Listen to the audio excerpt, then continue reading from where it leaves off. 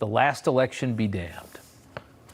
Andy Ngo is a senior editor at the Post Millennial and author of Unmasked. He's done a tremendous amount of work on this story, and he's really led this story in a lot of ways, and he joins us tonight.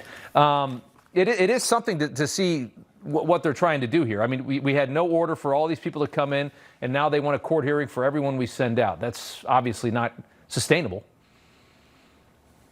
Yeah, so what I've learned in my reporting on the Salvadoran suspect who's been all over the news because of the Democrats is that Maryland in recent years has become a hub on the East Coast for illegal migrants. And in fact, just this week, a illegal migrant suspect was arrested out of state and is facing extradition to Maryland. And he's accused of strangling his female partner to death in Maryland and burying her body in the same county that Mr. Abrego Garcia lives in. And the second suspect in that gruesome murder is a relative of unknown immigration status of the main suspect.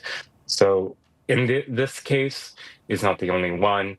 In 2022, there was a young woman named Kayla Hamilton who was abducted, raped, and strangled to death in Maryland, Harford County. And of course, many people know the case of Rachel Morin, who was killed in 2023 by an illegal migrant, also in Maryland. It's terrifying. The million-dollar question with Abrego Garcia is whether or not he actually is a gang member. And we've seen the tattoos on the knuckles.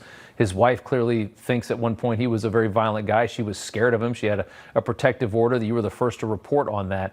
I mean, is there going to be any way to confirm, this man? Because that would absolutely change the story if that were confirmed. Well, I would like to see the authorities in El Salvador come out with what information they have on this individual.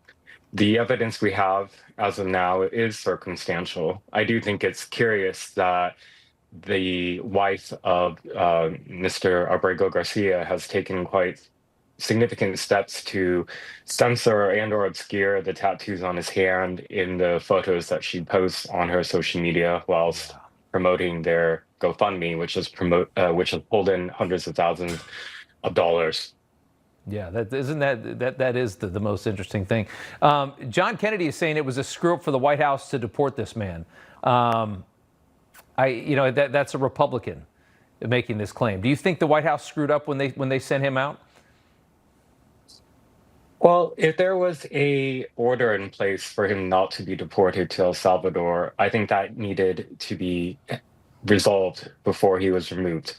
But he's been removed now and repatriated, I would say more clearly, to his native country and even the custody of the El Salvador government. So what's done is done. And all this hand-wringing from Democrats, including a congresswoman who's from Portland who's there now, I think it says where the priorities of the Democrats are. Mr. Abrego Garcia was not their constituents, all these 4 Democrat Congress people who have come. And yet they have a lot to say about him and nothing to say about the murdered victims that I talked about just a moment ago in Maryland. And as far as I can understand, the order to not deport Abrego Garcia was because there was a threat that he would run into a rival gang in El Salvador. Which, I mean, this is where it turns into this like kind of circular logic thing where it's like, okay, you can't deport him because he's in a gang, but we're trying to deport people that are in gangs. So it's, is that still that 2019 order that he can't be deported because of rival gangs? That's the reason that they're saying he was mistakenly deported. Is that right? That's right. In the court order, it does refer to the rival gang that's referring to Barrio 18. And that gang has been decimated under the current president of El Salvador. So whatever claims he had back in 2019 that were seen credible to the judge, they're no longer applicable now. And hopefully that's resolved soon in court. Yeah, from my perspective, I can't understand how, if he's, was the answer to deport to a third country? Is that would that have satisfied that? And should that just be done? I mean, I guess my concern is this: like, if you take this guy, you continue to do this, You know, it's like it just stays in the news cycle and it keeps hammering at the administration. I guess at some point, do they just take him back, send him to a third country and be done with it? I don't know. Andy, no, we got to leave it there, though. Thank you so much. We appreciate it.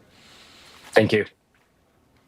All right, Secretary Brooke Rollins is the founder of the America First Policy Institute, as well as the president's agriculture secretary, and she